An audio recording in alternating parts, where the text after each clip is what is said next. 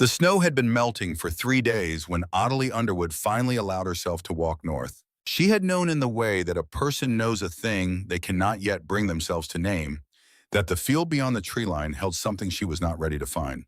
For 22 days she had stayed inside the cabin. She had kept the fire burning. She had eaten what little remained in careful measured portions, half a potato in the morning, a thin broth at midday, nothing after dark.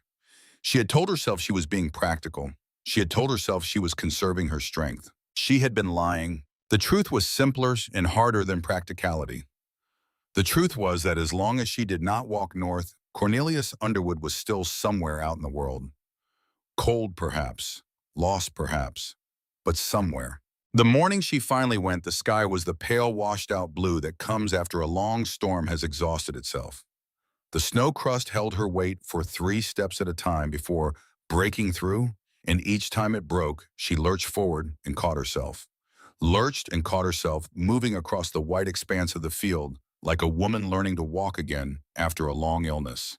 In a way, she supposed that was exactly what she was doing. She found his hat first. It was lying on the surface of the snow, half buried by a later drift.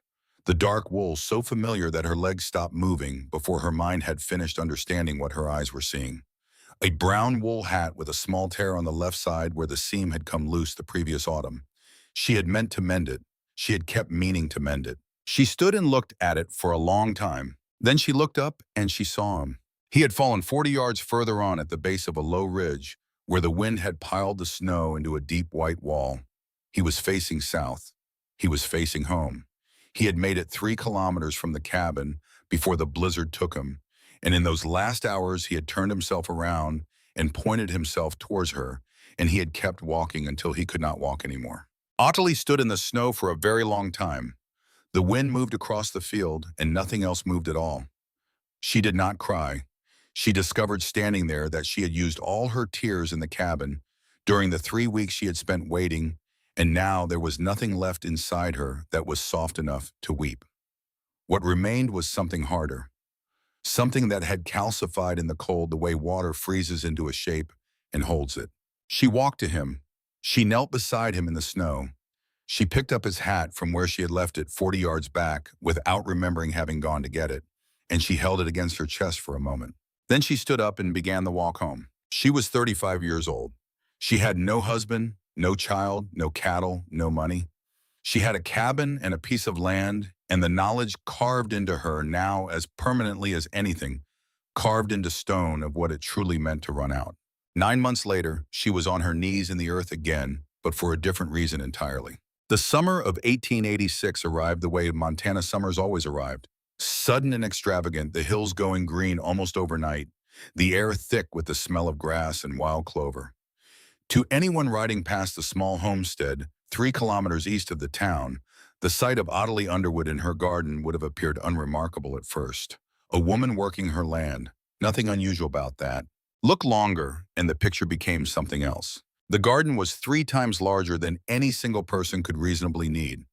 It ran from the south wall of the cabin all the way to the fence line, long, straight rows of potatoes and turnips and carrots and cabbages laid out with the precision of someone who had measured every inch of ground and assigned each inch a purpose.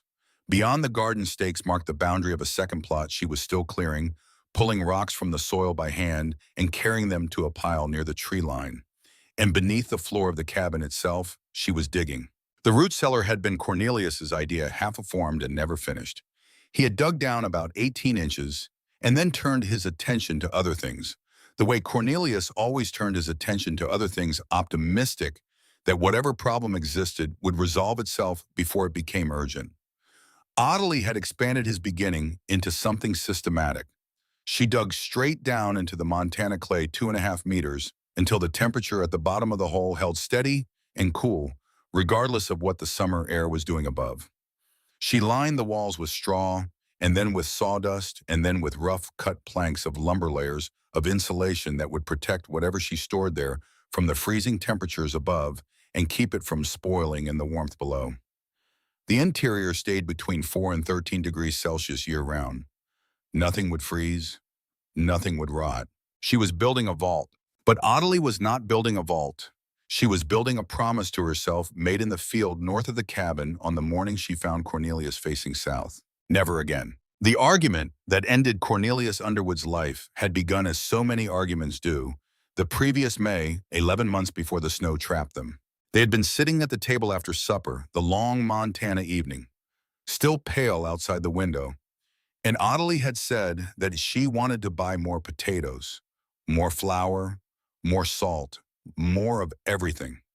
She had a feeling about the coming winter, not anything she could point to in the sky or read in the behavior of the animals, but something older than that, something her grandmother had pressed into her during childhood, the way you press seeds into soil deep and quiet and meant to survive. Cornelius had laughed, not unkindly. Cornelius was never unkind. He was simply constitutionally unable to imagine disaster. His family in Sweden had been comfortable insulated from the worst years by money and position, and when he had arrived in Montana in 1882 and seen the long summers in the rich dark earth and the sky that went on forever in every direction, he had understood the land as a promise being made to him personally. "You worry too much," he had said. "This is Montana. This isn't Sweden." "Sweden is where I learned to worry," Ottilie had answered. He had smiled at her across the table, that particular smile of his that she had loved and that had also sometimes made her want to throw things. "We have enough," he said. "We'll be fine." She had let it go. She always let it go with Cornelius because he was good and because she loved him and because there were 100 other things to do. And she had told herself that she was probably wrong, that her grandmother's stories had made her see danger in ordinary shadows, that Montana was not Sweden, and 1885 was not 1867. She had been right and she had been wrong, and the combination had cost her everything. The winter of 1885 came in November and never softened. By January, their stores were dangerously low. Ottilie was 7 months pregnant. Cornelius looked at the last sack of flour and made the calculation that a man makes when he has no other options left. And on the morning of February 23rd, he had put on his warmest coat and taken down his rifle from above the door. "I'll be back before dark," he said. 2 hours later, the blizzard came. Ottilie spent 3 weeks alone in the cabin. She ate as little as she could bring herself to eat. She kept the fire burning. She waited. She prayed with a ferocity she had not known she possessed, kneeling on the cold floor, until her knees ached, bargaining with God the way you bargain with someone who holds all the cards. On the 14th day, she lost the baby. The stress and the cold and the slow starvation that had crept in before she forced herself to eat her last reserves had taken what little strength remained. She was alone. There was no doctor within 30 miles. She did what she had to do, and she survived it. And when it was over, she lay in the bed that she and Cornelius had shared and stared at the ceiling for a very long time. In the corner of the cabin stood a small wooden cradle. Cornelius had built it in October, working by lamplight in the evenings, his big hands surprisingly careful with the small joints. It was a good cradle, solid and smooth-sanded until there were no rough edges. She had not been able to take it down. Even now, months later, the cradle stood where Cornelius had put it. She had not moved it an inch. It was in the first week of July that Reverend Gideon Marsh came to call. He was the town's minister and had been for 11 years a deliberate man in his mid-50s who wore his authority lightly in public and not so lightly in private. He had heard what everyone in the valley had heard, that the Swedish widow was buying up stores in quantities that made the general storekeeper shift uncomfortably behind his counter. Ottilie heard his horse on the path and did not stop what she was doing, which was carrying a crate of empty glass jars from the borrowed wagon into the interior of the cabin. "Mrs. Underwood," he said, "I wanted to look in on you. People have been concerned." "People are kind," Ottilie said. She set down the crate and straightened her back. "They say you've been buying up most of the valley's root vegetables. More than any one person could need. More than people expect one person to need," Ottilie said. "That's a different thing." The Reverend folded his hands, a gesture she recognized as preparation for something pastoral. "There are those who worry that grief has caused you to act from fear rather than faith. The Bible tells us that those who trust in God need not store up earthly treasures against an uncertain future." Ottilie looked at him for a moment without speaking. Then she said, "Reverend, I prayed all night on the 23rd of February. Cornelius still didn't come home." He opened his mouth and closed it again. "I have not stopped believing in God," Ottilie said, and her voice was entirely level. I have simply stopped believing that faith is a substitute for food. If God wanted us to survive winters without preparation, he would not have given us hands to dig with. She picked up the crate again. Reverend Marsh left. He did not argue further, and for a moment Ottilie thought that was the end of it. She would learn later that it was only the beginning. Before the week was out, he had spoken to half the town. The Swedish widow, he said, had not recovered from her loss. The grief had bent her thinking sideways. Someone should look in on her. Someone should help her. The help the Reverend had in mind did not involve potatoes. Harriet Colton started coming by in the second week of July. Harriet was 31 years old, a widow herself since the previous spring, small and quick-moving, with two young children who followed her everywhere like ducklings. She had heard about Ottilie the same way everyone in the valley had heard about her, through the particular grapevine of small communities where information travels faster than horses. But unlike almost everyone else, Harriet had not come to offer concern. She had come to help dig. She showed up one afternoon with a shovel and said nothing about it. Ottilie handed her a second lamp and took her down into the half-finished root cellar, and they worked side by side until the light outside the cabin window turned amber and then dark. Harriet asked no questions. Ottilie offered no explanations. The hole got deeper. This continued for 2 weeks. It was the most companionable Ottilie had felt since Cornelius died, that particular silence of working alongside another person toward a shared purpose, both of you too tired and too focused to say anything that is not necessary. Then the Reverend spoke to Harriet's brother. Harriet's brother, a man named Gerald Colton, who had moved in after Harriet's husband died to help with the children, came to Ottilie 3 days after his conversation with the Reverend.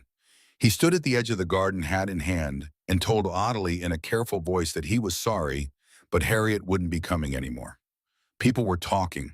He had children to think about, or rather, Harriet had children to think about, and he had Harriet to think about, and the way things were going, having her name associated with Ottilie Underwood's name was not going to do any of them any favors. He was apologetic about it. That was the part Ottilie found hardest to absorb. He was genuinely sorry. He just wasn't sorry enough to do differently. She watched him ride away and then turned back to her digging.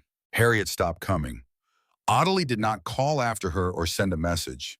She had understood in the moment Gerald explained it that Harriet was caught between two forms of need: the need to survive the coming winter and the need to survive the valley's opinion, and that Harriet had made the only calculation available to her. Ottilie held no anger about it. She understood calculation better than almost anyone. She just continued to dig.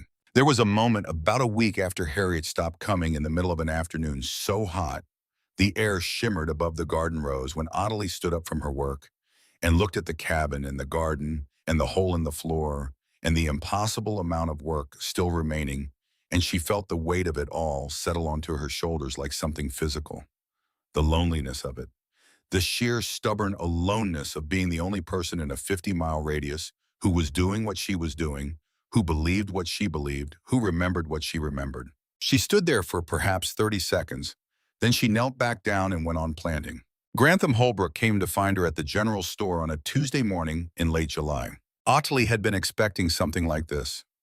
Word traveled, and Grantham Holbrook was not a man who allowed information to pass through his world without acting on it.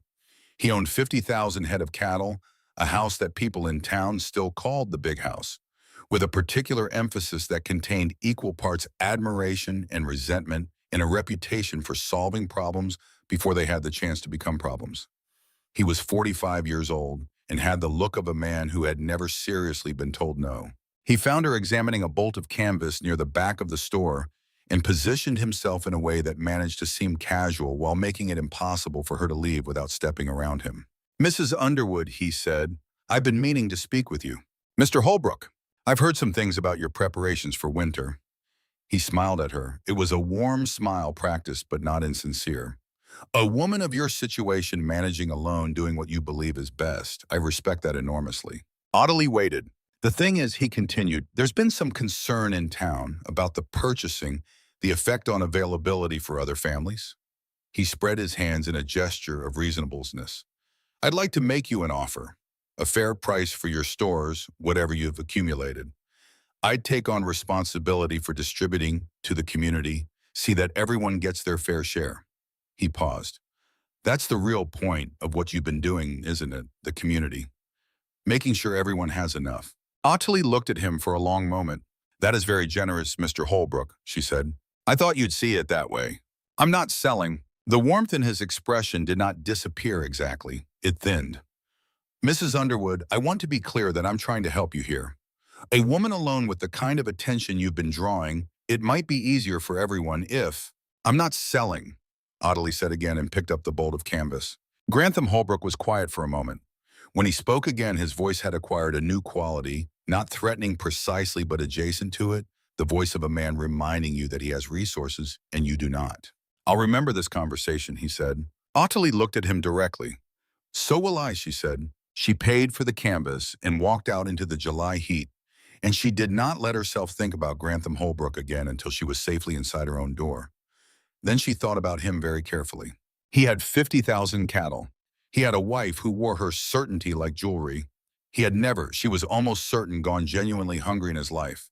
He believed with the complete confidence of a man who had always gotten what he wanted that Montana was a place where men like him built empires and kept them. She thought about what her grandmother had told her. She thought about what she knew. Then she went to check on the root cellar. Eugenia Holbrook's carriage came up the muddy path on a Thursday afternoon in the first week of August. Ottilie was on her knees in the earth. She had been on her knees in the earth since sunrise, which gave her a crick in her lower back she had stopped noticing 3 weeks ago.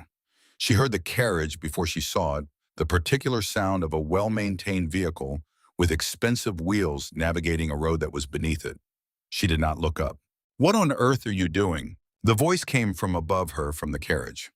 Ottilie drove another seed potato into the soil, covered it with her palm, moved 6 inches, drove another. "Storing food," she said. A pause, then the sound of the carriage door opening and the sound of expensive shoes finding their way down to the level of ordinary people. Eugenia Holbrook was 38 years old and had the bearing of a woman who had been given every possible advantage and had made excellent use of them. Her dark hair was arranged perfectly despite the August heat. Her dress had not been bought within 600 miles of Montana. She walked to the edge of the garden and looked down at Ottilie with an expression that managed to combine genuine curiosity with a mild but unmistakable condescension. "My husband tells me you've been buying half the valley." "Probably closer to a third," Ottilie said. "The winter is 5 months away." "Yes." Ottilie moved to the next position and pressed another seed into the earth. Eugenia looked around at the scope of the garden. The turned earth extending from the cabin wall to the fence line, the clean rows, the careful spacing.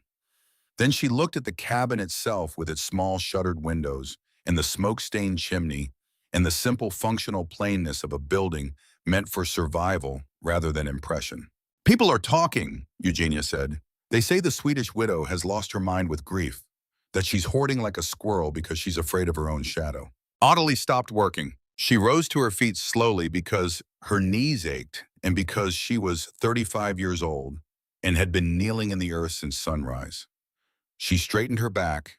She turned and looked at Eugenia Holbrook for the first time since the carriage had arrived, and she let Eugenia see her eyes, which were the particular pale blue of ice over deep water and which in that moment were very still. "My husband died last winter," Ottilie said. "He went out in a blizzard on February 23rd because we didn't have enough food stored. He was trying to hunt. He froze to death 3 kilometers from this cabin." She paused. "I found his body 3 weeks later when the snow melted enough to see where he had fallen. He was facing south. He was trying to come home." The smile on Eugenia's face flickered, just for a moment. Then it came back softer than before, but still present, still certain of itself. "That's terrible," Eugenia said. "Of course, but surely the answer isn't to become a hermit surrounded by vegetables. The answer is community, neighbors, civilization. We have the railroad now, Mrs. Underwood. We have the telegraph. There are ranchers in this valley running 100,000 head of cattle." Ottilie looked at her. "Come inside," she said. It was not an invitation Eugenia had expected, but something in Ottilie's voice, the complete absence of hostility or pleading the flat matter-of-fact certainty of it, moved Eugenia's feet before her mind had a chance to object. She followed Ottilie into the cabin and then across the main room to the place in the floor where the trapdoor was, and Ottilie lifted it without ceremony, and the cold air came up. It came up carrying a smell that Ottilie knew by now as intimately as her own hands' earth and wood, in the faint sweetness of root vegetables, in the smokier darkness of dried meat. It was the smell of something that had been thought about and planned and built over the course of months of very hard work. It was the smell of intention. Eugenia stood at the edge of the opening and looked down. Ottilie took the lamp from the hook near the door and climbed down the ladder and held the light up. The shelves lined 3 walls. The jars were arranged in rows sealed with wax, the pale gold of pears and syrup, and the deep red of berries, and the translucent green of pickled cucumber, catching the lamplight. Below the jars, Hessian sacks were stacked in precise columns, flour and dried beans and dried peas. Along the 4th wall, strips of smoked venison and elk hung from wooden dowels, each piece cut to the same width, cured, until they were hard and dark and would last through spring without spoiling. In the center of the floor, more sacks of root vegetables, potatoes, and turnips and carrots packed in the cool, dry air. 272 kilograms. Ottilie said, her voice rising from the darkness below. Enough for 7 months without leaving the cabin once. Eugenia stood above, looking down. She did not speak. That was the moment Ottilie would think about it later. That was the moment when the certainty in Eugenia Holbrook's face genuinely failed. Just for a moment, just for the length of time it takes a person to absorb something that does not fit the shape of the world they have been living in. It was a small thing, that hesitation barely visible. But Ottilie, looking up from the cellar, caught it. Then Eugenia straightened. She stepped back from the opening. By the time Ottilie had climbed back up with the lamp, the expression on Eugenia's face had reorganized itself into something very close to its original form. Winter in Montana lasts 4 months, Eugenia said. 5 in a bad year. You are preparing for something that is never going to happen. Ottilie said nothing. She set the lamp back on its hook. When spring comes, Eugenia continued, moving toward the door, and you are sitting on a mountain of rotting vegetables. I hope you remember this conversation. I hope you have the clarity to understand how foolish you've been. She went out. Ottilie heard the carriage door and then the sound of the wheels in the mud, and then nothing but the wind in the grass outside and the faint settling sound that the cabin made in the afternoon heat. She stood alone in the room and looked at the closed trap door in the floor. Below it, 272 kilograms of food. Enough for 7 months, more if she was careful, more if she had to be. She thought of Cornelius's hat in the snow. She thought of the cradle in the corner. She thought of Reverend Marsh and Grantham Holbrook and the thin, careful way that Harriet's brother had told her that Harriet wouldn't be coming anymore. She thought of her grandmother. Pearl Marsh made the journey from Helena in September, traveling by wagon with her grandson, because she was 83 years old and almost blind, and her hands had been twisted by decades of labor into shapes that bore only a passing resemblance to hands. But her mind was sharp. Her memory was long. And she had not come all this way to be polite. She stood at the edge of the open trapdoor and breathed in the cold air that rose from below, and she nodded a small, slow movement of her head that contained more approval than most people expressed in an entire conversation. You're doing it right, she said. People think I've lost my mind, Ottilie said. They always do. Pearl lowered herself carefully onto the chair Ottilie had brought out for her, one hand on the table, the other gripping her walking stick. The women who survived the worst years in Sweden, the real worst years, they all look like lunatics in the summer, counting jars, measuring portions, refusing to share their seed stock. And in the spring, they were the ones still standing. She was quiet for a moment, her clouded eyes moving over the interior of the cabin, with a focus that had more to do with memory than sight. The famine of '67, she said. I was 30 years old. I watched my mother go first, then my 2 sisters. The winter that year started in October, and the snow didn't melt until May. 7 months, she paused. People ate things I won't describe. Things you couldn't imagine unless you'd been there. You told me those stories when I was a child, Ottilie said. I told you the mild ones. I wanted you to learn without being destroyed. Pearl reached across and took Ottilie's hand in her own, her grip surprisingly strong, the grip of someone who had spent 83 years holding on. Store enough for 7 months, she said. Don't let anyone tell you it's too much. It isn't enough, but it's a beginning. Ottilie sat with her grandmother by the fire for a long time that evening, listening to the wind pick up outside. Autumn was sharpening itself on the edges of the nights. The first frost had come 2 weeks ago.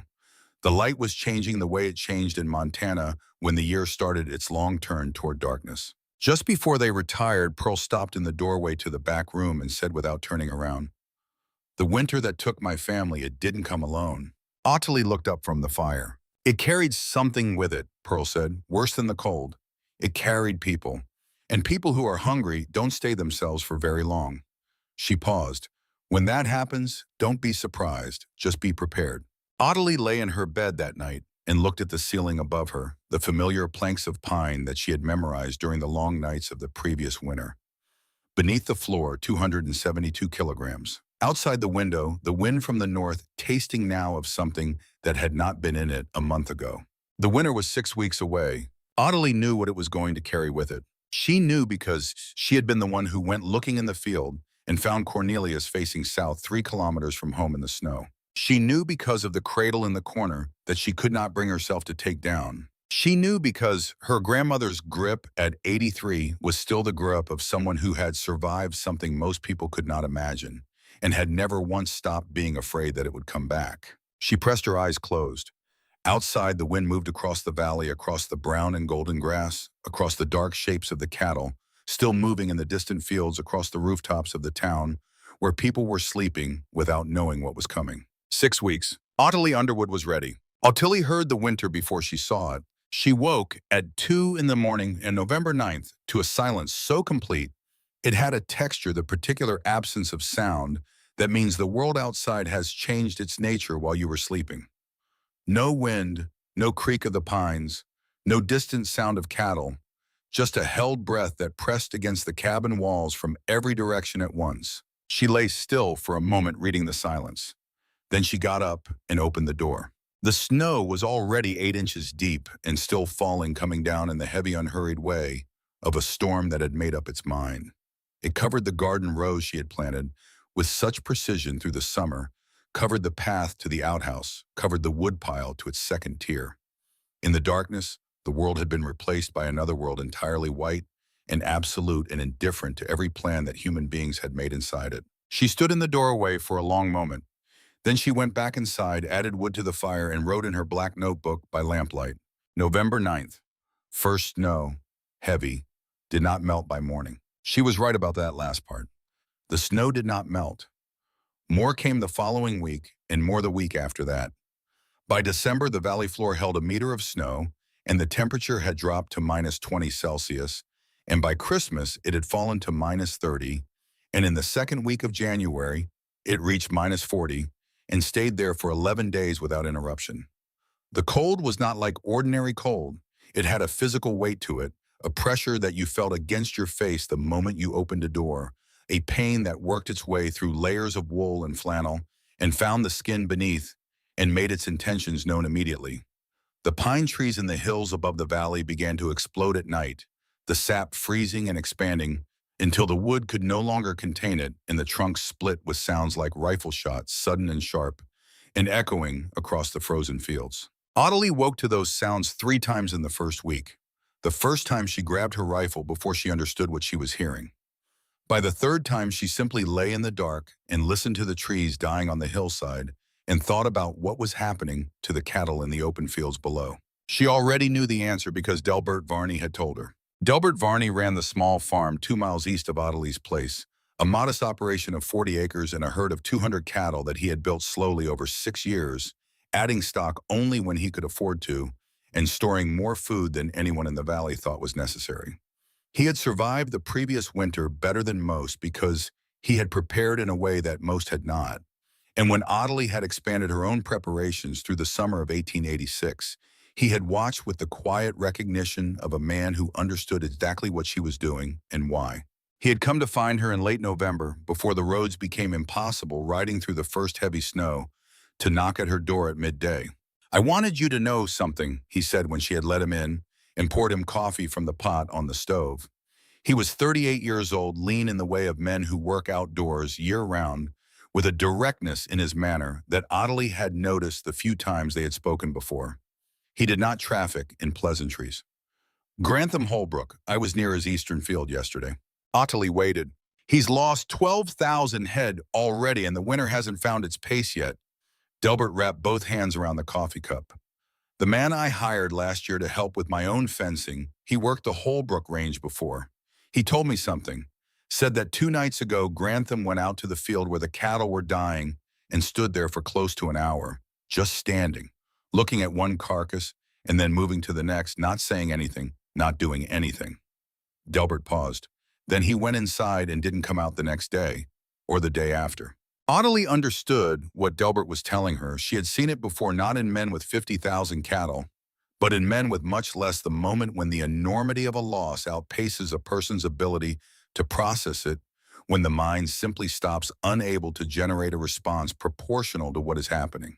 Grantham Holbrook has never lost before, she said. No, Delbert agreed. He hasn't. He set the cup down and looked at her steadily. Men like that, when they stop fighting, what comes after is the dangerous part. I thought you should know since you're close enough to them to be affected. He rode back through the snow when the coffee was finished. Ottilie stood at the window and watched him go, and for the first time in a very long time, she had the peculiar sensation of having been treated as an equal in a conversation rather than as a problem to be managed or a spectacle to be pitied. She filed the information about Grantham Holbrook in the part of her mind where she kept things that mattered.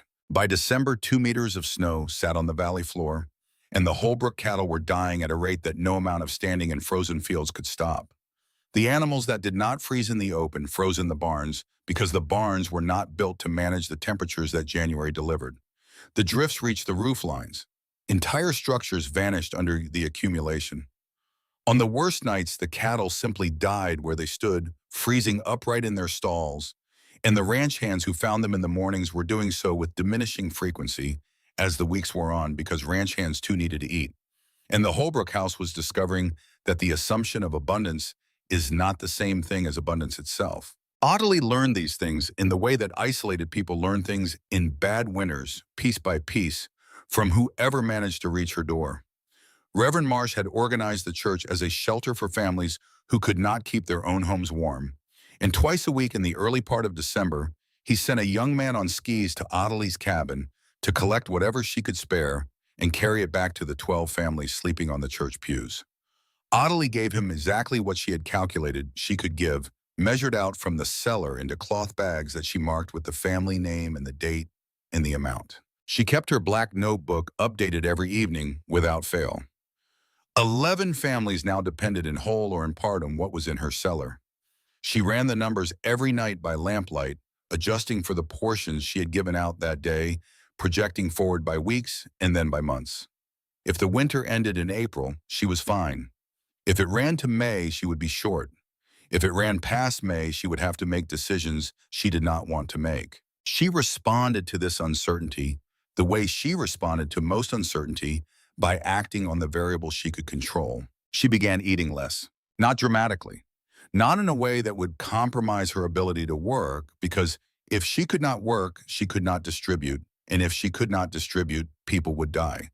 But she cut her own portions by a third and then by half methodically the way she did everything, and she did not record it in the notebook because the notebook was for information she might need to share, and this was not information she intended to share with anyone. Harriet Colton came back on a Tuesday evening in the second week of December. Ottilie heard the knock and opened the door to find Harriet standing in the snow with her 2 children pressed against her on either side, the older one, a girl of about 7, holding a lamp that she had clearly been told to keep steady no matter what. Harriet's face in the lamplight was thinner than Ottilie remembered it and very pale, the color of someone who has been spending warmth she does not have. Ottilie opened the door wider and all 3 of them came in. She sat the children near the fire and gave them each a cup of hot water with a small amount of honey, and she watched their hands around the cups, the particular careful grip of children who have learned not to spill anything. Then she sat across from Harriet and let the silence do its work.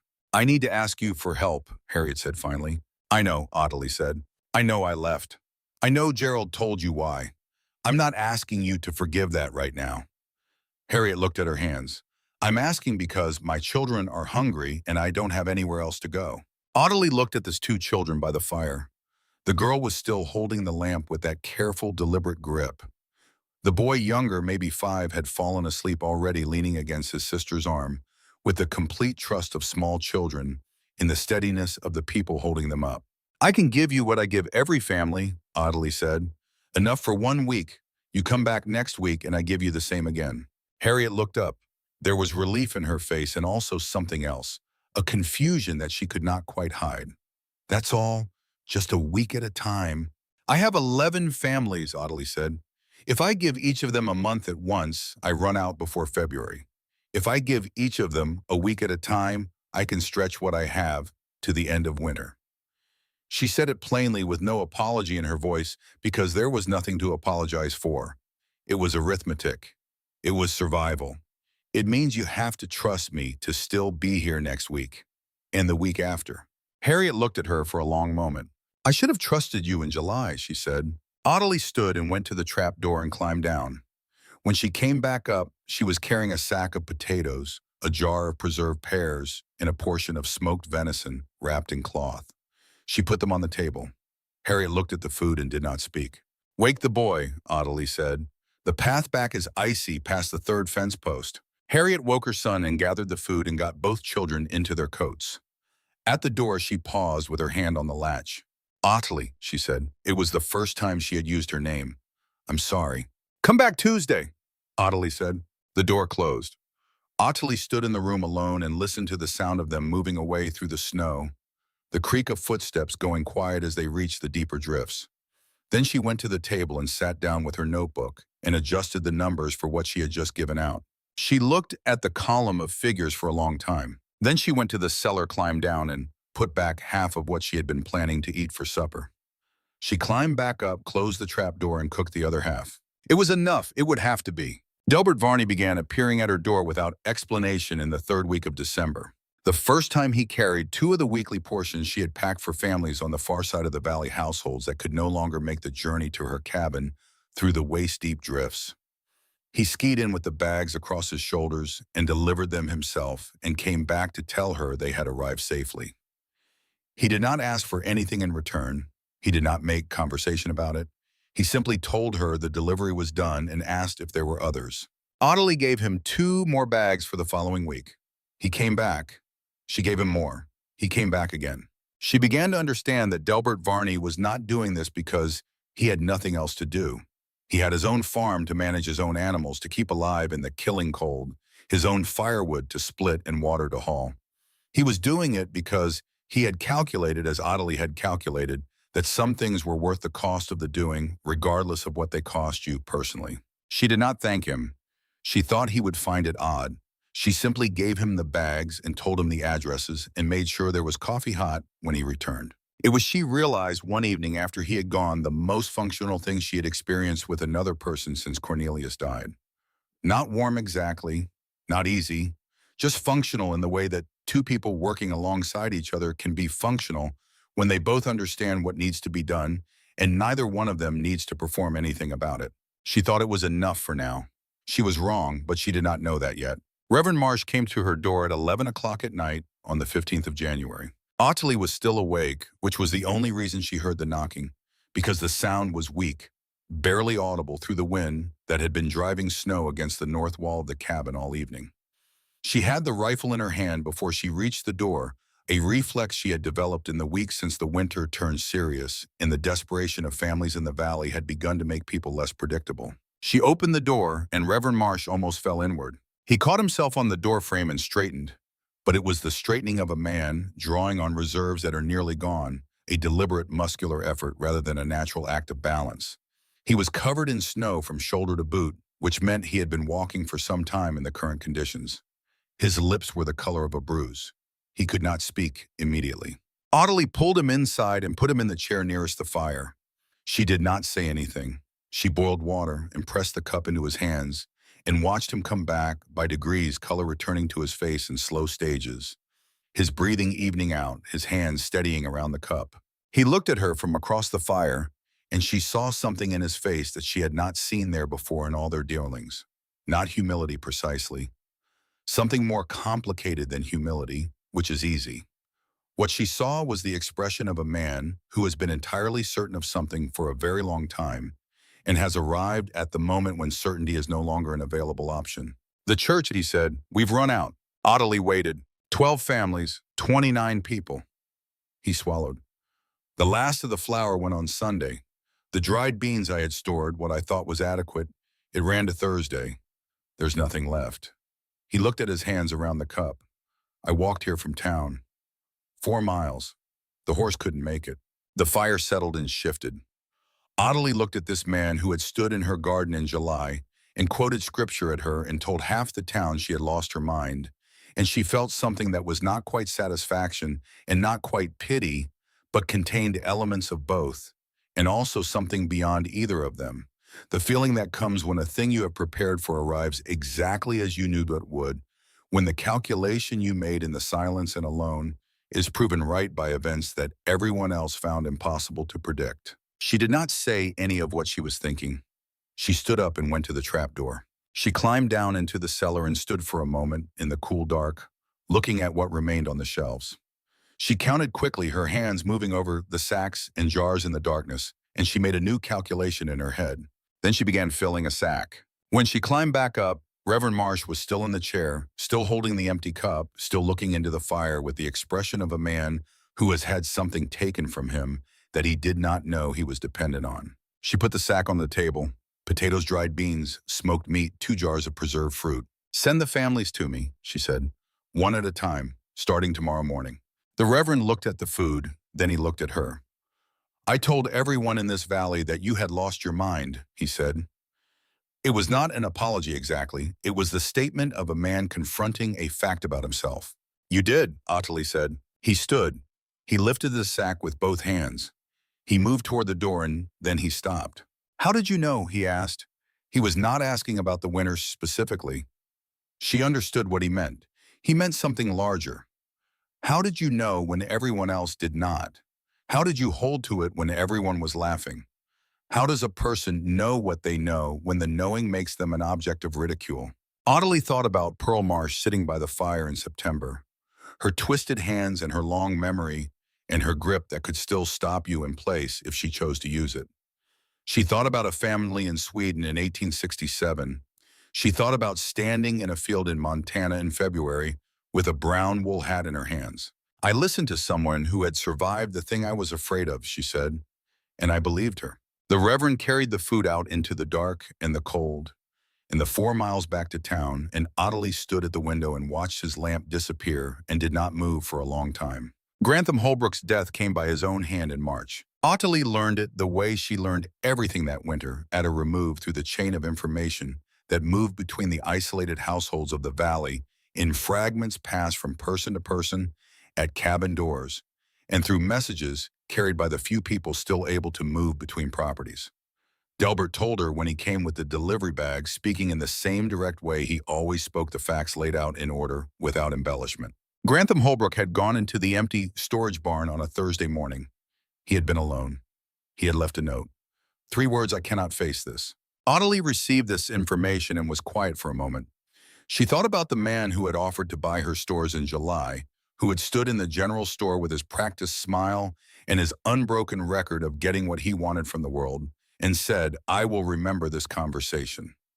She thought about Delbert's description of Grantham standing in the field of dead cattle, moving from carcass to carcass in the cold, saying nothing.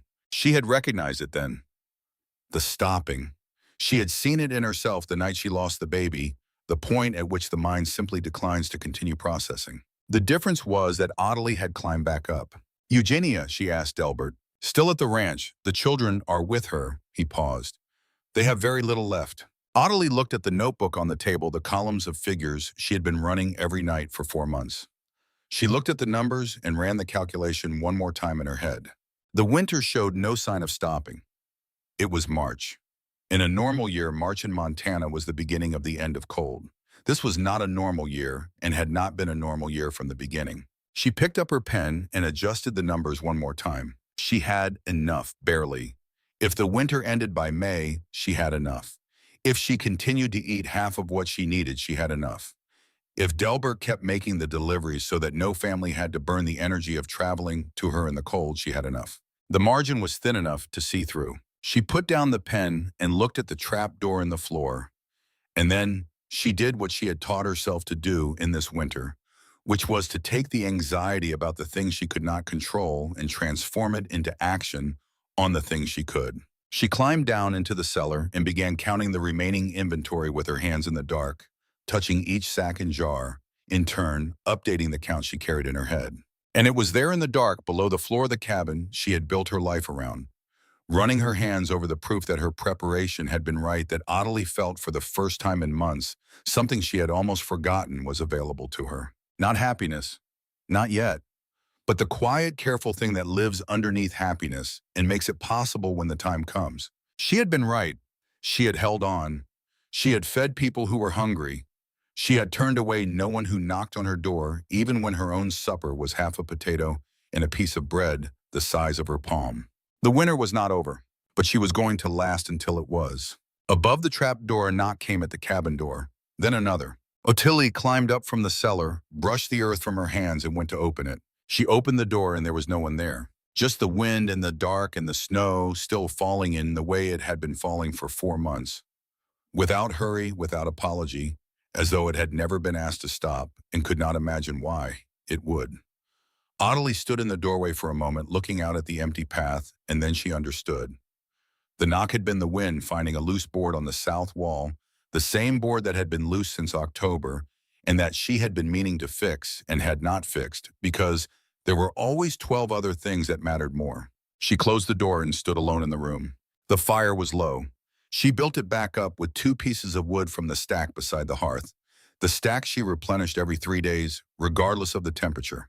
Because the one thing she had learned in the previous winter was that the moment you start rationing the fire, you have already begun losing. Then she sat at the table with her notebook and ran the numbers one final time. It was the 19th of February. She had been doing this calculation every evening for 4 months, adjusting and readjusting, and tonight the figures looked the same as they had looked for the past 3 weeks. Sufficient if the winter ended by May. Insufficient if it did not. There was nothing she could do about either outcome except continue doing what she was doing, which was eating half of what she needed and giving out the rest with the careful precision of a woman who understood that a single miscalculation could end someone's life. She closed the notebook and went to bed. In the morning, Eugenia Holbrook came. Ottilie heard the horse before she saw it, a single horse moving up the path at the slow, careful pace of an animal navigating deep snow with a rider who was not pushing it. She was outside splitting wood when it came around the curve of the tree line, and she stopped with the axe in her hands and watched. Eugenia rode alone. She was wearing a dark wool coat Ottilie had not seen before, practical and plain, nothing like the things she had been wearing in August. Her hair was covered by a scarf tied under her chin. She had no luggage, no companion, nothing that suggested the woman who had arrived in a lacquered carriage 8 months ago with the comfortable authority of someone who had never needed to consider whether she was welcome. She dismounted and tied the horse to the fence post without being asked. She walked up the path to where Ottilie was standing with the axe, and she stopped at a distance of about 6 feet and looked at her. "Mrs. Underwood," she said. Her voice had changed. Ottilie registered it immediately, the way you register a change in something you have known in a previous form. The precision was still there in the vowels, but the carry of it, the projection, the quality of a voice accustomed to filling rooms and having people adjust to it, rather than the other way around, that was gone. What remained was the voice of a person who has been stripped of the things that amplified them and is speaking now from whatever is actually underneath. "Mrs. Holbrook," Ottilie said. She set the axe against the woodpile. "Come inside." Eugenia followed her in without speaking. She stood just inside the door while Ottilie took her coat, and she looked around the cabin with the careful eyes of someone cataloging a space they have thought about many times since the last time they were in it. The smoked meat still hung from the rafters, reduced now from the full supply of autumn to perhaps a quarter of what had been there. The shelves held fewer jars. The trap door in the floor was exactly where it had always been. Ottilie put the kettle on and sat down at the table and waited. Eugenia sat across from her. She folded her hands on the table surface in a gesture that looked composed until you noticed the tension in the knuckles. "Grantham is dead," she said. "I expect you know." "I heard," Ottilie said. "I'm sorry."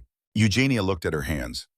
Something moved across her face, a complicated expression that contained grief and anger and exhaustion and something else underneath all of it. Something that looked like the beginning of a person reassembling themselves after a long time of not being able to. My children don't know how he died, she said. I told them his heart stopped in the night. She paused. It did stop, just not the way I described it. She looked up. I don't know if that was the right thing. I made the decision in the first hour before I had time to think about whether it was right, and now I've said it enough times that I think I have to keep saying it at least until they're older. She was quiet for a moment. It may be the only thing I've done correctly since August. Ottilie said nothing. She had learned in these months of people arriving at her door with their hunger and their shame and their various degrees of desperation that there were conversations that needed silence more than response, and this was one of them. We're running out of food, Eugenia said. I have enough flour for perhaps another week. The hunting parties have come back empty for the past 3 weeks. The supply wagons can't get through. She stopped. Then she said, quite simply, with the flatness of a person who has worn through all available euphemism, my children are starting to look hollow, around the eyes. I know what that means because I've seen it on other children this winter, and I thought it was something that happened to other families. She met Ottilie's gaze across the table. I'm asking for your help. Ottilie stood and went to the trap door without saying anything. She lifted it. The cold came up, and with it the smell of earth and wood and the last of the winter's provisions. She climbed down and stood for a moment in the dim space below, assessing what remained with the practiced spot of 4 months of daily calculation. She filled a sack, potatoes, a jar of pears, a portion of smoked elk, the last of that particular supply, wrapped carefully in cloth. She climbed back up and set the bag on the table between them. Enough for a week, she said. Come back next Tuesday for more. Eugenia looked at the bag, then she looked at Ottilie. The expression on her face was not what Ottilie had expected. It was not relief, or at least not only relief. It was something more uncomfortable than relief, the expression of a person confronting a debt they are not sure they have the capacity to repay. You called me foolish, Ottilie said. She said it without heat, simply as a fact being named. You told the town I had lost my mind. You stood in this room and looked at what I had built and called it the stupidity of a peasant woman. Eugenia did not look away. I did, she said. You were wrong, Ottilie said, and now you are hungry. But your children said nothing unkind to me. They are not responsible for your certainty. She pushed the bag closer. Take it. Feed them. And when spring comes, whenever it comes, remember that you survived because someone you laughed at knew something you did not. Eugenia reached for the bag and then stopped. Her eyes had moved to the table beside the stove where Ottilie's supper sat waiting.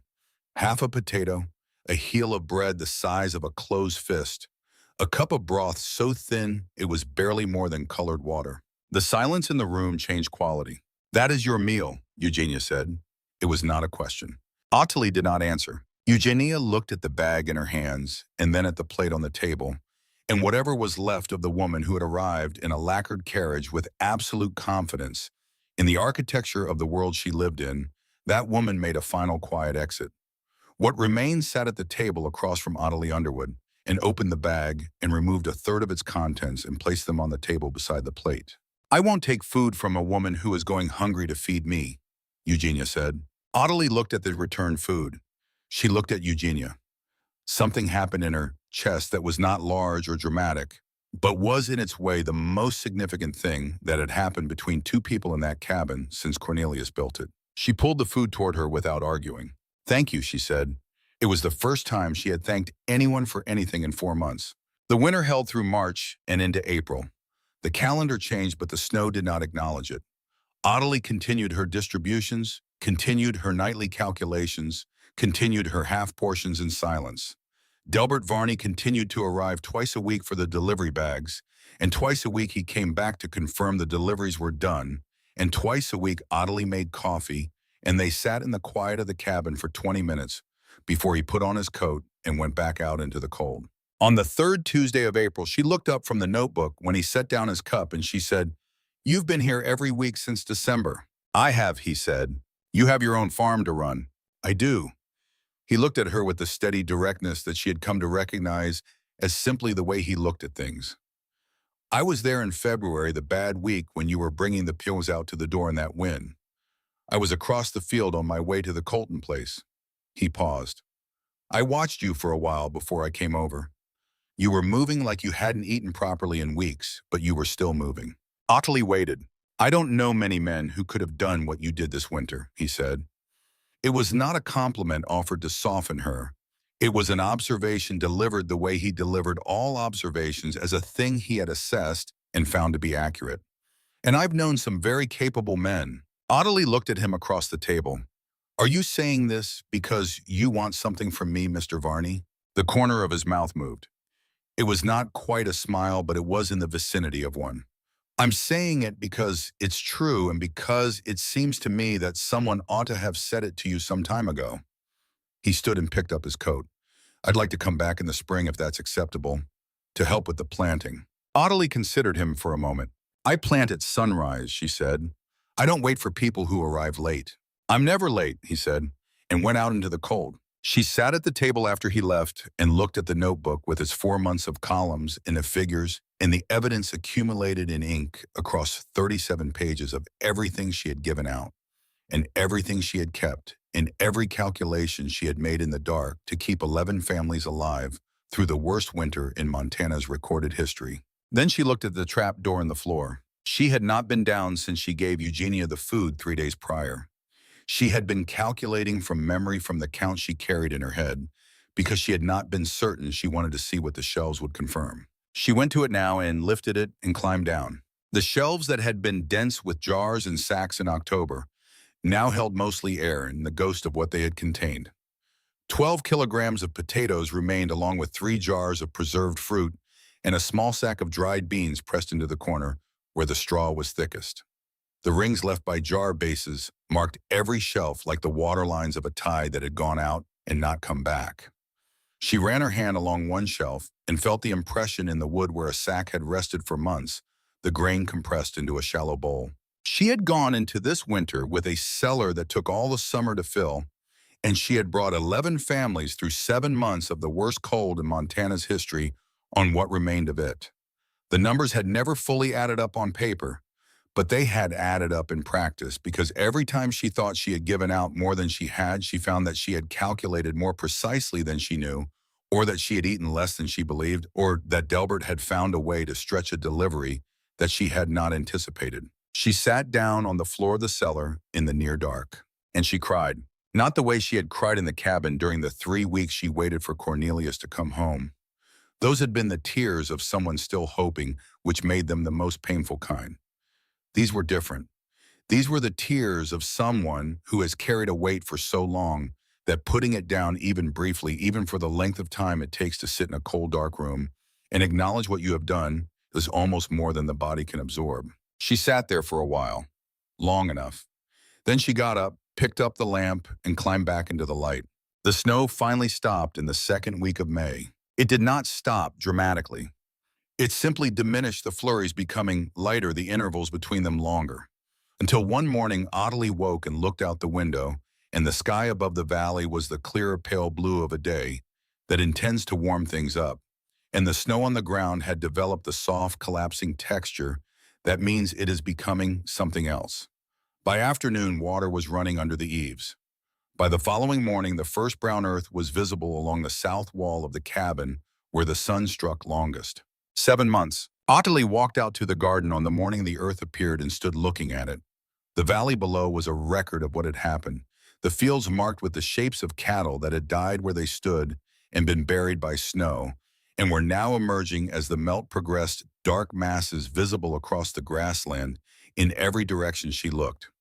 Some of the barns were missing sections of roof collapsed under the weight of the accumulated snow. The road into town, when she walked it 2 days later, was flanked by the wreckage of a winter that had simply exceeded every category people had built to contain it. She went to town to buy seed. The general store was half empty, its shelves depleted by months of desperate purchasing, but there were seeds. She bought enough for a garden twice the size of the previous years and paid for them with money saved from the washing and mending and small jobs that had funded her preparations, and she carried them home in a cloth sack over her shoulder. On the way back, she passed what remained of the Holbrook Ranch. The big house was still standing, but the outbuildings were damaged, and the fields that had held 50,000 cattle in October held perhaps 3,000 now, thin animals moving slowly across the exposed ground. She did not stop. She was not certain what the next conversation with Eugenia would look like, only that it would need to be different from every conversation they had previously had. She did not have to wait long to find out. Eugenia came on a morning in late May, walking the 3 kilometers from the ranch on foot, appearing at the end of Audley's path in a plain dress with her hair tied back simply and her hands empty. She looked, Audley thought, like someone who had gone through something that reduced them and then slowly had begun to rebuild from what was left. Not diminished, distilled. Audley sat back on her heels from where she was kneeling in the garden and waited. Eugenia stopped at the garden edge. She looked at Audley kneeling in the turned earth, and then she looked at the cabin, and then she looked at the valley spread below them. And the expression on her face was not grief exactly, though grief was certainly present. It was the expression of a person looking at a landscape that they thought they understood and discovering that they were looking at it for the first time. "I'm leaving," Eugenia said. "I'm taking my children back east. My sister is in Philadelphia. She can take us in until I'm able to arrange something more permanent." Audley waited. "I know what you're going to say," Eugenia said. "Do you?" Audley said. "That I'm running. That if I leave, I'll never know whether I could have stayed." A pause. "You'd be right, I am running.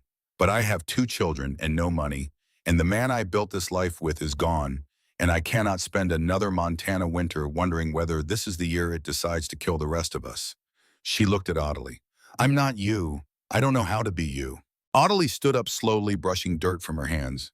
She looked at Eugenia for a moment, this woman who had arrived on her path 8 months ago with a carriage and a certainty that had been stripped from her piece by a winter that did not negotiate. "No one is asking you to be me," Audley said. "I'm not asking you to stay." Something in Eugenia's face eased. "I want to thank you," Eugenia said, "properly. Not the way I thanked you in February when I was still in shock about Grantham, but now when I have thought about it for 3 months and understand what you did." She stopped and gathered herself. "You kept my children alive. You kept me alive. And I spent the entire previous summer telling everyone who would listen that you were a fool." "You weren't the only one," Audley said. "I was the loudest." Audley almost smiled. "Yes," she said, "you were." They stood for a moment in the May sunshine in the garden that Audley had planted in grief and stubbornness the previous summer among the first green shoots, just beginning to show themselves in the turned earth. "The year after next," Audley said, "when you are in Philadelphia and your children are safe and you have found your footing again, plant a garden, a real one, bigger than you think you need." She looked at the soil. "Not because you'll need it, maybe you won't, but because knowing that you could manage if you had to, that knowledge is worth more than the food." Eugenia looked at her. "Is that what you were doing before all this?" Audley thought about it. "No," she said honestly. "Before all this, I was trying not to think about what I found in a field on a February morning. But it turned out to be the same thing." Eugenia nodded slowly, the nod of someone accepting a truth they are still in the process of understanding. She extended her hand. Audley took it, and they shook hands in the garden, with the mud still on Audley's fingers, and the sun coming down warm on the valley below. And then Eugenia walked back down the path toward the ruins of the life she was leaving behind. Audley watched her go. Then she turned back to her garden and went on planting. Pearl Marsh died in July peacefully in the bed at her son's house in Helena. She was 84 years old. She had survived 2 famines, a transatlantic crossing, 50 years of Montana winters, and the particular endurance test of watching the people she loved make mistakes she had warned them against, and then having to watch them find their way through. Audley traveled to Helena for the funeral. She sat in the small Lutheran church and listened to the minister speak about a woman he had known for 20 years. And she thought about how little of what he said captured the essential thing about Pearl Marsh, which was not her faith or her community, spirit, or her decades of service. Though all of those things were real, the essential thing was the grip, that hand on hers in September, the hand twisted by 84 years of labor closing around her fingers with the strength of someone who had held on through things that would have justified letting go. After the service, when the other mourners had moved to the reception at the house, Audley stayed behind at the graveside. She had carried something with her from the cabin, wrapped in a piece of cloth in the inside pocket of her coat. She had known since spring that she was going to bring it here, though she had not articulated the decision to herself in words. Some decisions do not need words. They just need the right moment and the willingness to act when the moment arrives. She took out the brown wool hat, Cornelius's hat, the hat she had found 40 yards from his body in the snow on the morning she finally let herself walk north. She had carried it home and put it on the shelf above the door, and it had been there through the spring and the summer and the preparation and the winter and the long, slow spring that followed. And she had looked at it every morning and every evening, and it had been many things to her in those months. A reminder, a weight, an argument that she was having with herself and with the world, and with the particular cruelty of the fact that being right had cost her so much. She stood at the edge of Pearl's grave and held the hat in both hands for a moment. Then she set it down against the headstone in the shade of the fresh-cut stone, and she stood back and looked at it there. She was not leaving Cornelius behind. She understood that now in a way she had not understood it when she started walking north on that February morning. You do not leave behind the people who shape the direction of your life. You carry them differently. You find eventually a way to carry them that does not require you to put everything else down to do it. Pearl had known that. Pearl had lost her mother and her sisters and had crossed an ocean and built a life and still talked about 1867 with perfect clarity, 50 years later. Not because she could not let go, but because she had chosen not to. Because what happened in 1867 had made her into the person who could sit in Adelie's cabin in September and grip her granddaughter's hand and say the words that mattered most. Ottilie turned away from the grave and walked back toward the road. She had seeds to plant when she got home. Delbert was coming on Saturday to help extend the garden along the eastern fence. The cellar that she and Cornelius had started and she had finished needed to be cleaned and restocked and prepared for what would go into it across the coming summer, and she had a list in the notebook that she was already beginning to fill. The work did not stop. It had never stopped. But the nature of it had changed somewhere in the course of this long year, from the desperate driven work of a woman trying to outrun a thing that had already caught her to something steadier and more deliberate, the work of a person who has understood what she is for and is getting on with it. Ottilie Underwood married Delbert Varney in October of 1889 in the same small Lutheran church in town where she had sat through sermons from Reverend Marsh about the necessity of trusting in community and providence. The Reverend performed the ceremony. He did it well, and if there was any discomfort in the room about the history between the minister and the bride, it was not spoken of, which was its own kind of resolution. They built a larger cellar the following spring. Not because they were afraid, though Ottilie retained a healthy respect for what fear properly directed could accomplish. They built it because they had agreed, without needing to have a long conversation about it, that the capacity to help people was worth building deliberately, that a cellar large enough for 900 kilograms was not excess, but infrastructure. The physical expression of a choice to be the kind of household that other households could turn to when the ground shifted under them. They had 4 children. Ottilie taught each of them about the cellar the same way Pearl Marsh had taught her, not through lecture or warning, but through experience. She took the oldest down at 8 years old on a winter morning and turned off the lamp. They stood in the complete dark for a minute. Then she turned the lamp back on. "What did you see?" she asked. "Nothing," her daughter said. "And what do we have in this room?" The girl looked around at the full shelves. "Everything. That is why we have it," Ottilie said. "So that the dark is just the dark, not the end of things." Her daughter thought about this with the seriousness of an 8-year-old confronting a large idea. Then she nodded in the way that children nod when they are storing something for later, putting it away in a place where it will keep until they are old enough to fully use it. In the summer of 1923, a crew of workers arrived to demolish the old cabin and build a new frame house on the same parcel of land. The property had passed through 2 generations since Ottilie and Delbert had built the larger house a quarter-mile east, and the old cabin had been used for storage and then for nothing and was now ready to come down. The foreman was a man of 52 named William Colton. He was the son of Harriet Colton, the woman whose 2 children had stood at Ottilie's door in the second winter week with a lamp and borrowed courage, the family for whom Ottilie had measured out potatoes and provisions every Tuesday for 7 months without missing a single week. He had heard the story of that winter more times than he could count, told by his mother at the kitchen table, told at family gatherings, told once by his mother on a winter evening when William was 12 and had complained about something trivial, and she had sat him down and explained quietly and in detail what it meant to be genuinely without. When the workers broke through the floor of the old cabin and found the original cellar still intact below, the young man who was sent down to examine it called up that it was lined with straw and sawdust and wood and was in surprisingly good condition. William Colton stood at the edge of the opening and looked down into the dark. He thought about his mother's hands around a cloth bag on a Tuesday morning, the way she had carried it home through the snow. He thought about the woman who had packed that bag, who had run the numbers every night in a black notebook and eaten half of what she needed so that other people could eat what they required. "Who built this?" the young man in the hole called up. William was quiet for a moment. "A woman," he said. "A woman who knew something that nobody else wanted to hear. They filled the cellar with earth and built the new house on top of it, and the evidence of what had happened there disappeared under wood and plaster in the business of ordinary life." But William Colton drove home that evening and sat at his own kitchen table and told his children the story. Not as a history lesson, not as something that happened long ago to other people, as something that was still true in the way that real things are always still true regardless of how much time passes over them. That a woman named Audley Underwood had gone into a winter that killed an industry and broke men who thought themselves unbreakable, and had come out the other side having fed 11 families without being asked, without being thanked in advance, and without ever once compromising the precision of her calculations or the generosity of her intentions. That she had done it because she had listened to someone who survived something terrible and had believed what she was told.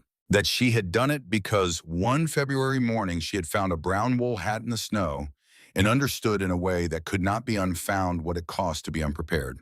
The children listened, and when spring came, they helped plant the garden.